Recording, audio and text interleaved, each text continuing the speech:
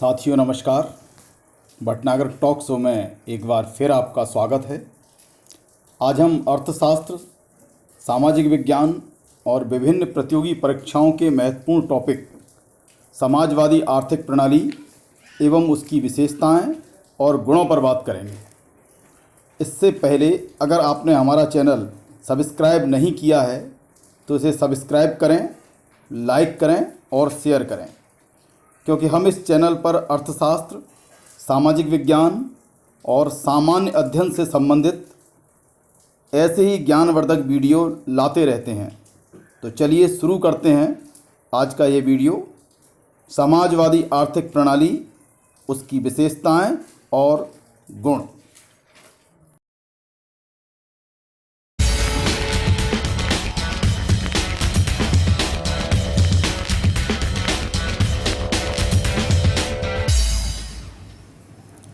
समाजवाद का जन्म पूंजीवादी प्रणाली के दोषों को दूर करने के लिए हुआ है।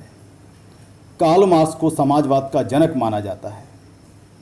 इस आर्थिक प्रणाली में उत्पत्ति के साधनों पर व्यक्तिगत स्वामित्व न होकर सामाजिक स्वामित्व होता है।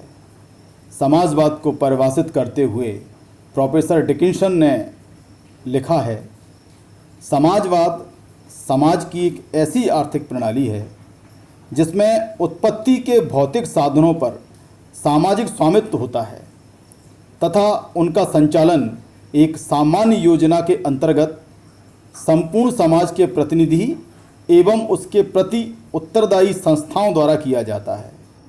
समाज के सभी सदस्य समान अधिकारों के आधार पर ऐसे नियोजित एवं समाजीकृत उत्पादन के लाभों के अधिकारी होते हैं। संक्षेप में देखा जाए तो समाजवादी आर्थिक प्रणाली एक ऐसी आर्थिक प्रणाली होती है जिसमें उत्पत्ति के भौतिक साधनों पर समाज का स्वामित्व होता है या समाज के चुने हुए प्रतिनिधियों का स्वामित्व होता है, और वो एक सामान्य योजना के माध्यम से, एक केंद्रीय नियोजन सत्ता के माध्यम से जन कल्याण की दृष्टि को ध्यान में रखकर उत्पादन करते हैं। अब हम बात करते हैं समाजवाद के लक्षणों के बारे में। अब हम बात करते हैं समाजवाद की विशेषताओं के बारे में। समाजवाद की पहली विशेषता है उत्पादन के साधनों पर सामाजिक स्वामित्व। समाजवादी आर्थिक प्रणाली में उत्पत्ति के साधनों का प्रयोग सामाजिक कल्याण के लिए किया जाता है। इसमें व्यक्तिगत लाभ की भावना शून्य रहती है। चूँकि इस प्रणाली में उत्पत्ति के साधनों का स्वामित्व सरकार या समाज के पास होता है, परिणाम स्वरूप इस प्रणाली में आर्थिक शोषण की कोई संभावना नहीं रहती तथा सामाजिक कल्याण में वृद्धि होती है। तो ये पहला लक्षण है समाजवादी अर्थव्यवस्था का। दूसरा महत्वपूर्ण लक्षण है समाजवादी अर्थव्यवस्था का आर्थिक नियोजन, इकोनॉमिक प्लानिंग। समाजवादी प्रणाली में एक नियोजित प्रणाली होती है। समाजवादी प्रणाली एक नियोजित प्रणाली होती है। इसमें केंद्रीय नियोजन का महत्वपूर्ण स्थान होता है। उत्पादन से संबंधित सभी निर्णय केंद्रीय नियोजन तंत्र द्वारा लिए जाते हैं। परिणाम स्वरूप आर्थिक विकास तेज गति के साथ होता है। एक और महत्वपूर्ण लक्षण है समाजवादी अर्थव्यवस्था का आर्थिक समानता। इस प्रणाली में उत्पादन के साधनों पर राज्य का नियंत्रण होता है।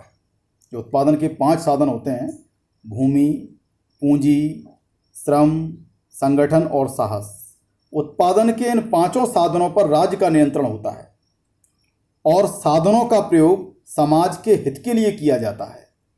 इस प्रणाली में व्यक्तिगत लाभ का कोई स्थान नहीं होता। परिणाम स्वरूप समाज में आर्थिक समानता पाई जाती है।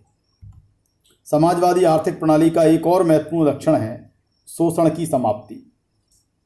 समाजवादी आर्थिक प्रणाली में उत्पादन एवं वितरण पर सरकार का स्वामित्व एवं नियंत्रण होता है, अतः शोषण का प्रश्न ही नहीं उठता। श्रमिकों को उनके श्रम का समुचित प्रतिफल दिया जाता है। उत्पादन में श्रमिकों की भागीदारी होती है और उन्हें लाभ में से पर्याप्त हिस्सा प्राप्त होता है। अतः इस प्रणाली में शोषण समाप्त हो जाता है। समाजवाद का एक और महत्वपूर्ण लक्षण है आर्थिक स्थायित्व या आर्थिक स्थिरता। इस प्रणाली में आर्थिक गतिविधियों का संचालन नियोजित ढंग से किया जाता है। इससे तेजी एवं मंदी की समस्या पैदा नहीं होती। इस व्यवस्था में वस्तुओं का उत्पादन उनकी मांग के अनुसार किया जाता है, जिससे अर्थव्यवस्था में स्थायित्व बना रहता है।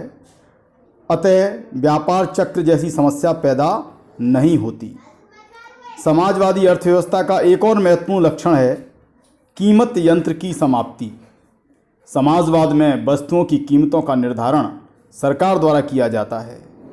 इससे बाजार की शक्तियों का स्थान गौण हो जाता है तथा मूल्य तंत्र भी कार्यशील नहीं रहता। उत्पादकों में होने वाली परस्पर प्रतियोगिता भी समाप्त हो जाती है।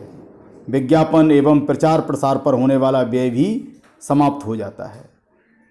तो अभी हमने समाजवादी आर्थिक प्रणाली का अर्थ एवं उसकी विशेषताएं देखी।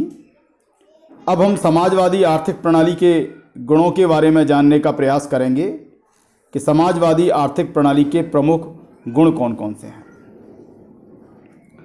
समाजवादी आर्थिक प्रणाली का सबसे महत्वपूर्ण गुण है संसाधनों का अनुकूलतम प्रयोग।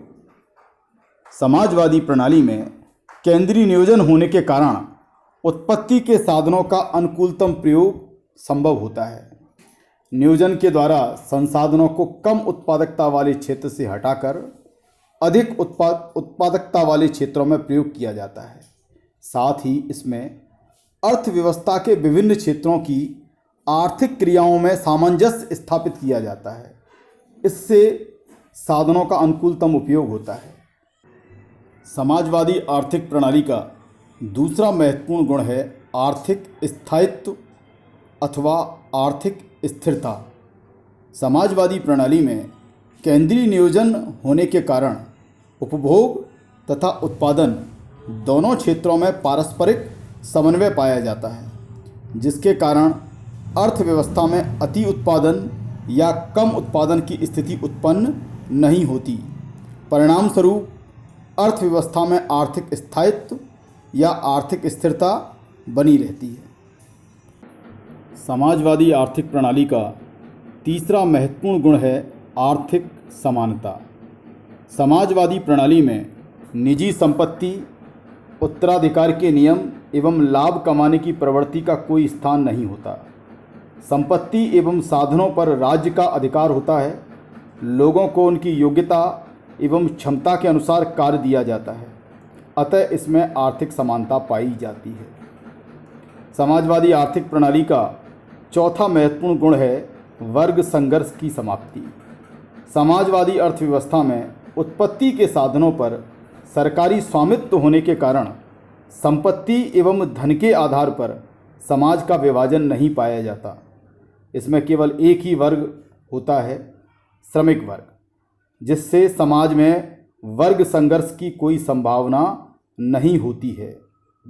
समाजवादी आर्थिक प्रणाली का पांचवा महत्वपूर्ण गुण है शोषण की समाप्ति।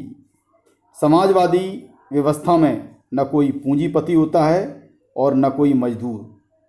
इसमें सभी लोगों को सरकार द्वारा उनकी योग्यता के आधार पर काम दिया जाता है तथा लोगों को उनकी आवश्यकता के अनुसार वस्तुएं दी जाती हैं।